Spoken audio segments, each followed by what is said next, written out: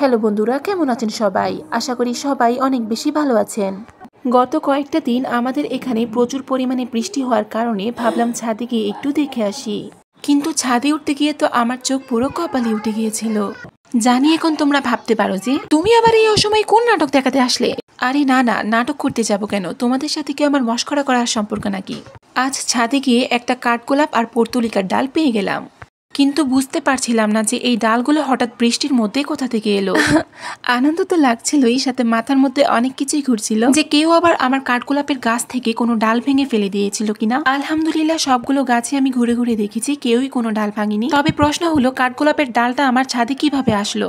এটার দায়ভার সম্পূর্ণ আপনাদের, আপনারাই আমাকে কমেন্ট বক্সে জানিয়ে দিবেন। আচ্ছা, যে কাঠগোলাপের ডালটা পেলাম তার মধ্যে কি রঙের ফুল হবে বলুন তো? আমি তো চাই যে আমার কাছে যে রঙের কাঠগোলাপ নেই আমি যেন এই ডালটাতে সেই রঙের ফুলই পেয়ে যাই। তারপরও যদি থাকে নসিবে আপনা আপনি আসিবে, এই কথাটা নিশ্চয়ই আপনারা শুনেছেন। আপনাদের কি মনে আছে আগের বার যে কাঠগোলাপের ডালগুলো বসিয়েছিলাম সেগুলো থেকে আলহামদুলিল্লাহ নতুন নতুন পাতা ছিঁড়েছে। আচ্ছা, আপনারা আমার কমেন্ট বক্সের মধ্যে কোনো প্রশ্ন করেন না কেন আমি জানি না। প্লিজ আপনারা আমাকে প্রশ্ন করুন যাতে করে আমি আপনাদের প্রশ্নের রিপ্লাই দিতে পারি। হ্যাঁ, এই ভিডিওতে আমি যাদের প্রশ্ন করা দেখবো ইনশাল্লাহ কথা দিলাম সামনে আমি তাদেরকে সাপোর্ট করব। ধন্যবাদ।